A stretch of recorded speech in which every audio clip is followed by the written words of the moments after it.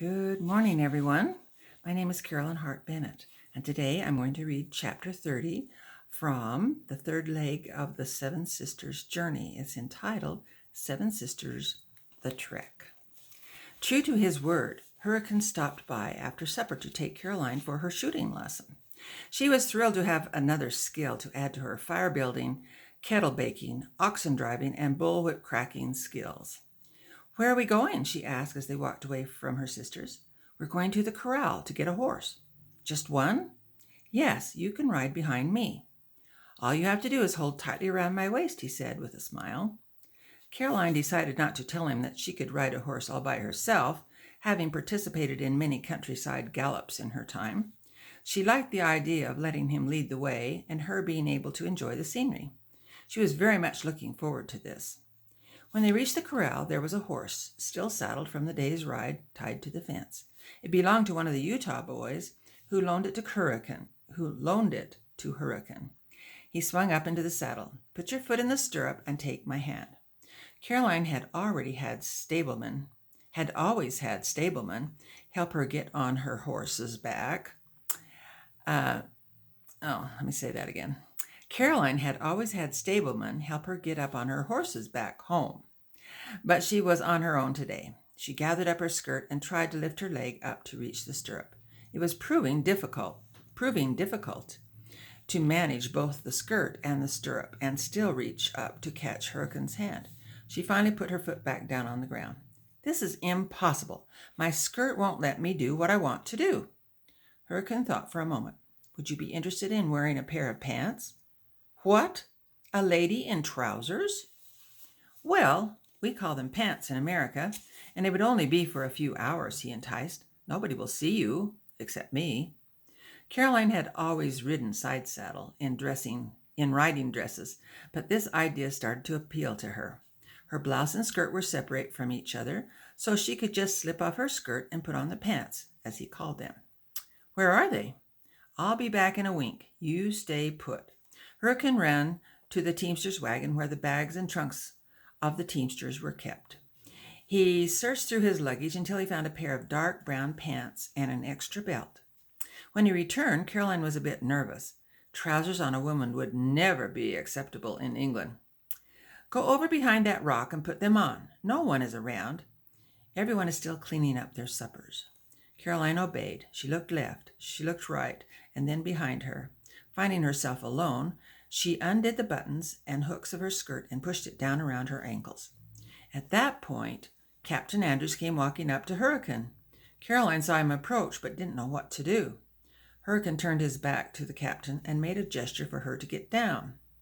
Then he continued turning around to greet Captain Andrews, hoping he hadn't seen her. "Hurricane, I just wanted to remind you that you have the first watch tonight from 9 till 1. "Thanks, Captain. I remembered. I'm just going to go out and do a little hunting before it gets dark. I'll be back in time." "Good, good. And be sure to get Sister Cleverly back in time, too." Hurricane turned red and cleared his throat. Yes, sir. I'll take good care of her." "Good evening, Sister Cleverly," he said as he tipped his hat in her rock's direction. Caroline awkwardly popped her head up over the rock, not revealing that she was in her pantaloons and standing in a puddle of skirt. "Evening, Captain," she waved nonchalantly. Captain Andrews turned and walked away, chuckling to himself. "Hurry and put the pants on," Hurricane encouraged. Hold your horse. I'm almost ready." She stepped out of the skirt and pulled the pants up to her waist. They were very roomy. She cinched the belt on the last notch and rolled up the bottom of each pant leg. When she came out from behind the rock, Hurricane was smitten by how attractive she looked, even in men's clothing. "You look like a real cowgirl, Sister Cleverly. Now, let's get going. We're wasting daylight." She stuffed her skirt into one of the empty side saddlebags and placed her foot in the stirrup. She easily went up to her position behind Hurricane. He turned the reins, spurred the horse, and they galloped off. Caroline held on for dear life. Her bottom was getting slapped with each gallop. She was used to a side saddle. "Oh, I'm going to fall off," she cried. "Squeeze your legs around the horse's belly," he yelled. She complied, and this helped her get into the rhythm of the horse. Soon she was more in control of her movement, instead of almost falling off with each bound. After a mile or so, Hurricane slowed down to a trot and then to a walk. We're going to go up that ridge. Then we can see a long distance in each direction, and we won't scare the cattle when we shoot. He spurred the horse again, and they went a bit farther before stopping. Caroline slipped off the horse and down to the ground. These pants give me so much freedom. I really like them. You look good in them, too, he complimented. Let's walk up to those rocks and find a spot to practice. When they got to their destination, Caroline looked around the horizon. In one direction, she could see part of the wagon train camped next to the Platte River, and in the other, there were scattered rocks, a few rises, and lots of prairie. This is a tremendous view. Look really hard way over there to where the land meets the skyline. Do you see those dark patches? Yes, it looks like there's been a prairie fire or something. Those are buffalo. Really? They're so far away that I can't make them out. I just see splotches of black. There are probably many more over the horizon that we can't see. We're getting close to their grazing lands. We'll pass them in a couple of days. You'll never see anything like them. They are majestic animals with gigantic bushy heads that run in large herds and sometimes in the thousands. They can be very tame and docile, or they can be very dangerous. Will our shooting scare them? No, we're far enough away that they won't hear anything except snapping sounds. This looks like a good spot to practice. He took his gun out of the holster and showed it to Caroline. This is a Navy Colt single-action 36 caliber revolver. It has 6 chambers in the cylinder. That's why it's called a 6-shooter. Single action means you must pull the hammer back for each shot, which rotates the cylinder to bring the next chamber into line with the barrel. Now watch me load it because it will be your turn next. He opened up his powder flask and poured a measured amount of black powder into each chamber. Then he placed a 36 caliber ball in each one and used the ramrod to push it firmly down inside the chamber. The cap was then placed on the nipple. Now I want you to stand with your legs comfortably apart so you have a solid foundation. Remember, you never point your gun at anyone or anything unless you intend to shoot them or it. Don't be waving it aimlessly around. Keep it pointed either up in the air or down at the ground. Caroline cautiously took the gun Hurricane offered and pointed it up in the air. Like this? Yes, like that. It's kind of heavy. You might need to use both hands to steady it. Now put your thumb on the hammer and pull it all the way back. That rotates the chamber into the firing position. Now, do you see that little rock on top of that big rock? I want you to look down your gun to the front sight on the tip of the barrel and line it up with the rear sight, which is the notch in the end of the hammer. Then align it with the rock. When you get ready, you need to squeeze the trigger very slowly so you don't move the gun from its target. All right, try it. Caroline aimed at the target for several seconds before pulling the trigger. The gun reported loudly, and the little rock skidded off the big rock with a zing. I did it! I shot the rock! She exclaimed as she bounced up and down, forgetting that she had a revolver in her hand. Whoa, Sister Cleverly, be careful where you're pointing your gun, he said. Oh, I'm sorry. I got a little carried away. Well, there isn't a ball in the chamber anymore, but you should always be in the habit of treating it like there is. Caroline was elated with her success. Let's try it again, he said as he positioned another rock in the same spot. When she thought that she had aimed perfectly, she shot again. This time, the ball completely missed both rocks. Oh my, I guess my last shot was beginner's luck.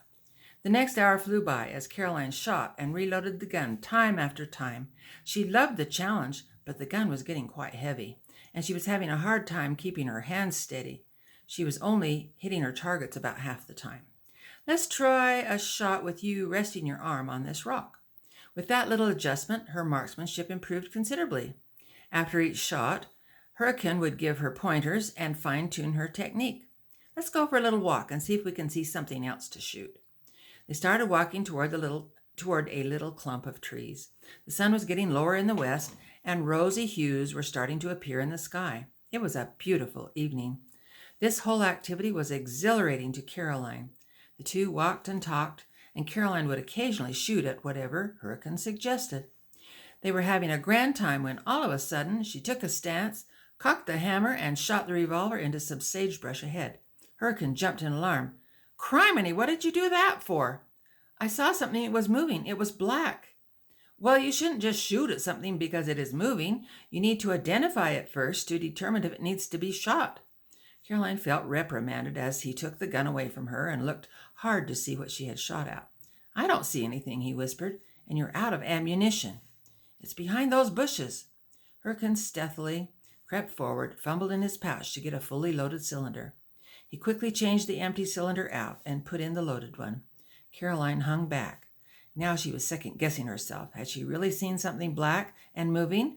And did it really need shooting? They inched forward. Then Hurricane yelled, "Oh, no!"